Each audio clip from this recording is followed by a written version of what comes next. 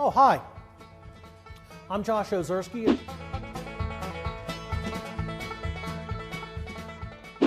You see that I'm buttering this bialy here.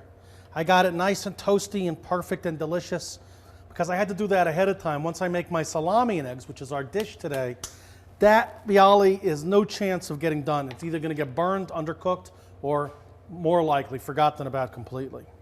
I have a Hebrew national salami here, the kosher salami of choice for the American housewife. I'm going to cut some slices off of it. I'm going to cut it into little pieces, and I'm going to make us something that a lot of Jewish Americans grew up with, both at home and in deli restaurants, which is pancake-style salami and eggs. I'm going to cut this up, and I cut it up into a very fine julienne. You'll note that I'm using an excellent, sharp, large, heavy knife. This one happens to be from the Rachel Ray line from Fori. I like it a lot. What is important is that you have the right size pan and a little bit of butter. Now, technically, I think this dish was meant to be cooked essentially in the salami grease, but you really don't want the salami sticking.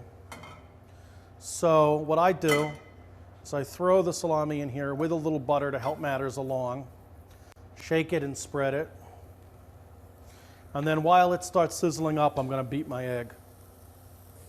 Number 1 goes in the glass. Number 2 goes in the glass. Again, a more sophisticated human being than myself might use a bowl or something. They might add heavy cream, salt, pepper, juniper powder, whatever the hell. I'm not doing anything of the sort.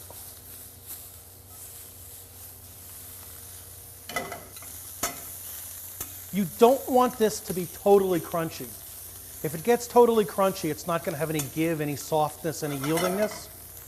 And you don't want that any more than you want an egg that's all dried out. So you get this here, you move it all around.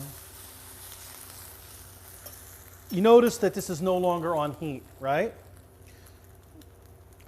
Now I'm going to put it off heat. The fact is, and I'll cover up some of the little bits like so, fill in the gaps. You really don't want this to get overly browned for the same reason that, like, you know, when you get those frittatas that they stick in the oven until they're like this and they're like so dry that they're powdery. Basically, I want the bottom of this to be brown. I want the top of it to be pretty wet. And then when I flip it, that wet top will be down 1 second just to firm up, and then it goes into the plate. Bada bing. There we go. It didn't tear. That's what it's supposed to look like. Now I put it onto the pan. It's been approximately 11 seconds.